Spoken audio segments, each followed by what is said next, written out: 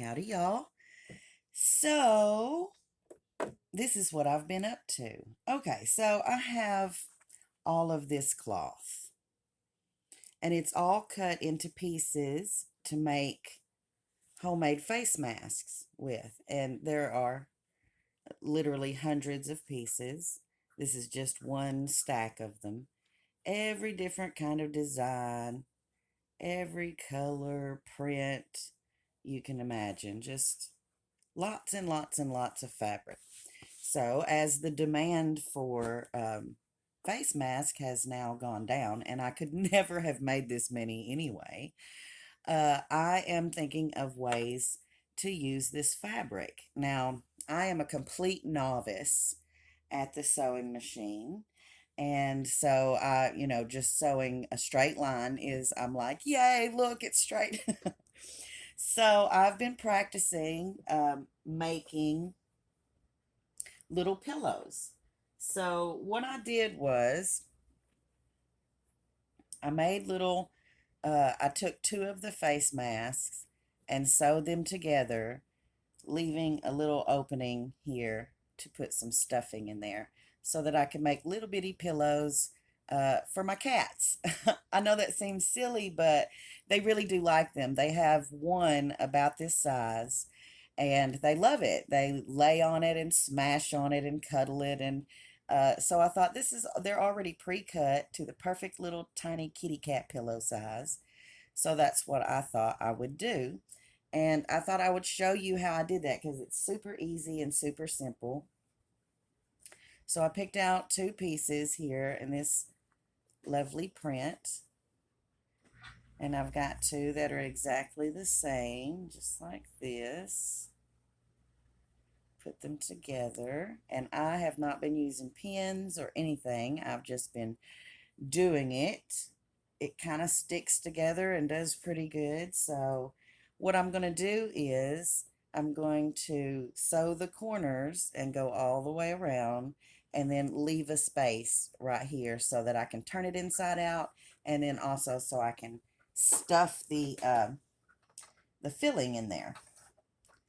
Okay, so let's give this a try. We'll turn it on and find my pedal. And so I'm starting just a little bit further than halfway.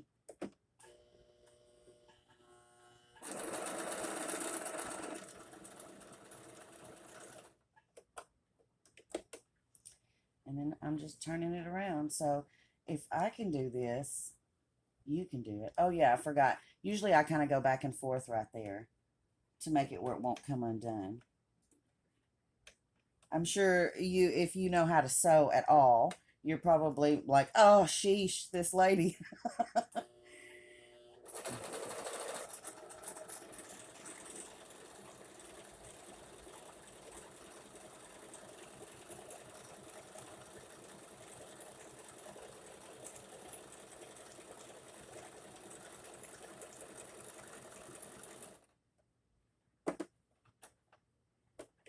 But I'm complete novice. Like I said, I have no experience doing this, so it's kind of like just for practice, but then kind of making something practical too.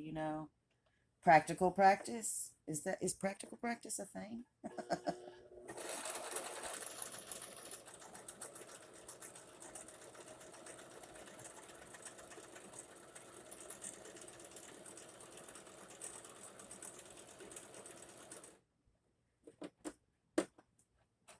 Oh, I have a buddy right here that wants to help me. I always have so many helpers. Uh-oh, it looks like I ran out of thread. Uh-oh, something's up with my bobbin. See, I told you, super novice. Let's see what's going on here.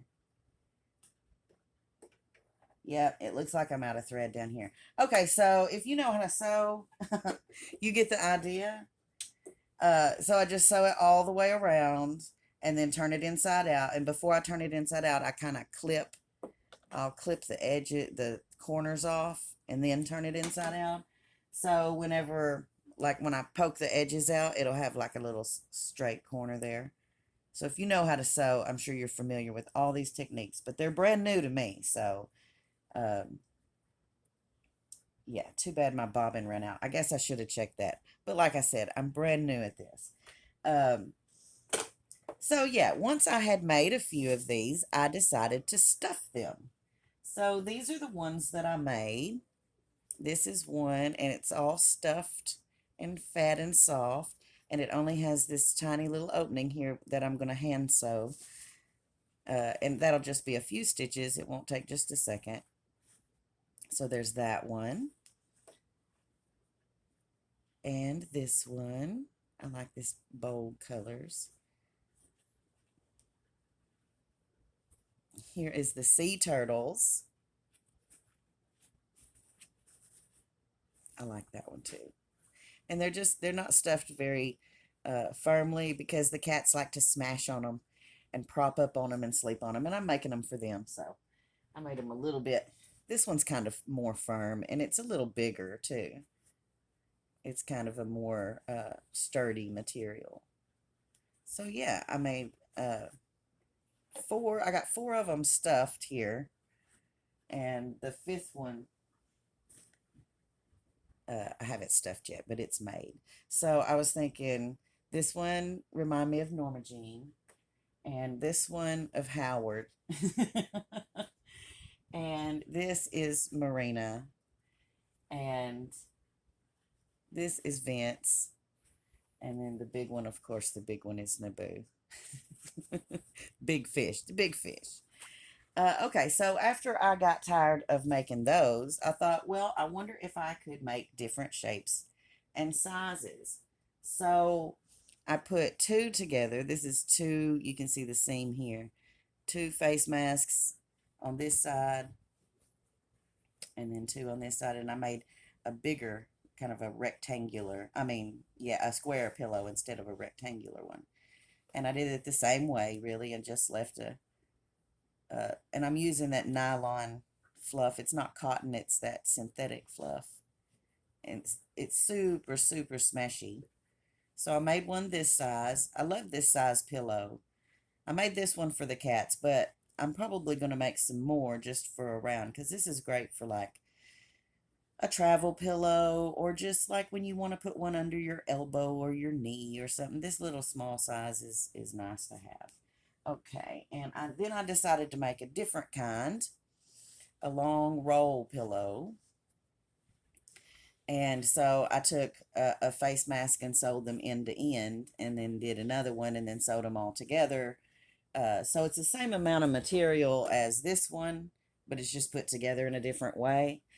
And this one I made to go on the new cat bed because they have like it's like a chaise lounge and one side is up against the wall and it doesn't have a pillow on it. So I made these two camo brown pillows for their new cat bed.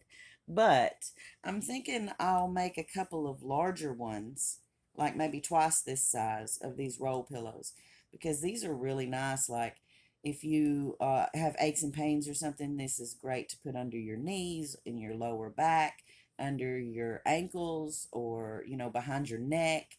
A round roll pillow is real handy, and also for traveling, you can just kind of fold it up and put it in a bag, and then you have a nice support pillow for your lower back or whatever. So I'm thinking I'm going to make some more of these. And also, I was thinking about making some. I've done them before. It was years ago, but you cut three pieces of material kind of like in the shape of a dog bone and you sew them together and it makes like a neck pillow. So I thought I would try to do that. If I do that, I'll show y'all some of those. And then last but not least, I made a big pillow. This is four of them on each side. And it's just, I just was seeing how big it would be and how much material it would take to stuff one like this. And so I've got kind of a big pillow here. And then the other various shapes and sizes of pillows everywhere.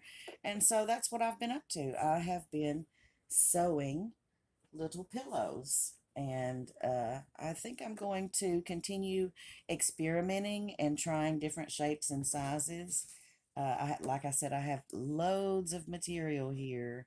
in all kinds of really cool patterns. And so I'm thinking, like, I have a whole bunch of this butterfly pattern. I could make a large pillow, or, I like all these colors. So some of them are real pretty and understated, some of them are real bold and daring, but we like them all. We like them all. And this fish one right here actually glows in the dark. Isn't that something?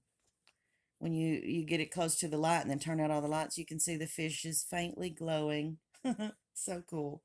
So yeah, that's what I've been working on, just making little pillows for the kitty cats. And I'm going to show you these. I'll do a little video here later on, uh, in situ, when I put these in their new cat bed, the square and the uh, cylinder, I'm going to put in their new cat bed. So I'll show you guys that later. And that's what I've been doing in my free time the last few days, is practicing on my sewing machine and making little pillows for the cats.